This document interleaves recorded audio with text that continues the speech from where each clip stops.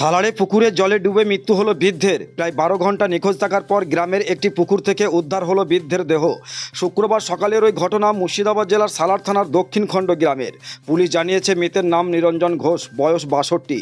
এই ঘটনায় সালার থানার পুলিশ দেহ উদ্ধার করে ময়নাতদন্তের জন্য পাঠিয়েছে। ঘটনায় একটি অস্বাভাবিক মৃত্যুর মামলা রুজু করেছে পুলিশ। মৃতের স্ত্রী বন্দনা ঘোষ বলেন, বৃহস্পতিবার সন্ধ্যায় স্বামী বাড়ি থেকে বেরিয়ে গিয়েছিলেন, কিন্তু রাতের দিকে বাড়ি না ফেরায় তার খোঁজ শুরু করা হয়। পরে সকালে গ্রামের একজন পুকুরে দেহ ভেসে ওঠার কথা জানান। কিভাবে মৃত্যুর ঘটনা ঘটল তা আমরা বুঝতে পারছি না। যদিও সালার থানার পুলিশ জানিয়েছে মৃত বৃদ্ধের মির্গি রোগ ছিল। এদিন রাতে কোনো কারণে পুকুরে নেমে ডুবে মৃত্যু হয়েছে তার। ঘটনায় কে কি বললেন শুনুন বিজ্ঞাপনের পর। ভারতপুরে এই প্রথমবার ইলেকট্রনিক্সের শোরুম স্কাই ইলেকট্রনিক্স পাবেন নামি দামি কোম্পানির AC, fridge, deep fridge, washing machine, গিকুলার, স্মার্ট এলইডি টিভি ইত্যাদি কোম্পানির সমস্ত রকম জিনিস ন্যায্য দামে পাইকারি ও খুচরো পাওয়া যায়। বিশেষভাবে মনে রাখবেন, সমস্ত কোম্পানির ফাইন্যান্সের ব্যবস্থা আছে। ভরতপুর কিষাণ মান্ডির সন্নিকটে, ভরতপুর, মুর্শিদাবাদ।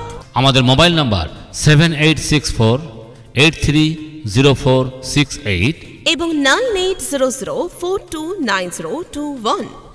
জানি না গো, ওর পুকুরে পায়খানা করতে গেছিল গো, দিয়ে দেখছি জলে পড়ে গো। সারা রাত খুঁজেছি, কোথাও পাই নাই গো। তারপর ওই মাঠে সকালে লোক বলছে জলে পড়ে আছে গো। আমি সারা রাত বসে বসে, একটু রোগ ছিল, কি রোগ ছিল, তো অনেক দিনই হয়েছিল, প্রচুর ডাক্তার দেখানো হইলো, ভালো হইলো না গো। আমার 2 ছেলে খাটে, 2 ছেলে গো। আমি কি যাবো, আমাদের এই তো অবস্থা, একজন গরিব মানুষ, কিছু তো কি করি বলো দেখি, আমি কি করবো গো। আমার নাম বন্দনা ঘোষ, স্বামী। হ্যাঁ, স্বামীর নাম নিরঞ্জন ঘোষ, বাড়ি এই দক্ষিণ খণ্ডে। কি হয়েছিল? ঘটনা হচ্ছিল, কালকে সারাদিন বাড়িতেই ছিল, দিনের বেলাতেও ছিল, রাতেও, সন্ধ্যেবেলায় হয়তো মির্গি রোগ আছে, একটু মাথার একটু ডিফেক্ট ছিল। তো ও কাল সন্ধ্যেবেলায় বাড়ি থেকে বেরিয়ে গিয়ে মাঠে গেছিলো। মাঠে গিয়ে হয়তো বাথরুম করতেই যাক আর যাই করতে যাক, পুকুরে জলে নেমেছিল। জলে নেমে হয়তো জলসেচ করতেই যাক করে উঠে আসতে গিয়ে আর পারে না, ওর মির্গি রোগ ছিল বলে ও জলে পড়ে গেছে। ঠিক আছে, জলে পড়ে গেছে, জল থেকে আর উঠতে পারে না। এবার মির্গি রোগের একটা অ্যাট্রাকশন হচ্ছে জল দেখতে পারে না।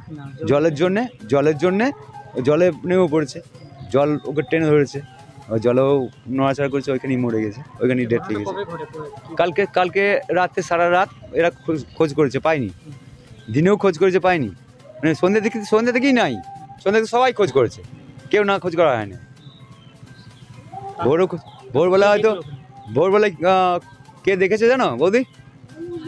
মুসলিমদের একজনা দেখেছে, সে হয়তো মাঠে পায়খানা করতে গেছিলো, সে দেখেছে যে একজন পড়ে আছে, দেখেছে উল্টি, দেখেছে নিরঞ্জন ঘোষ।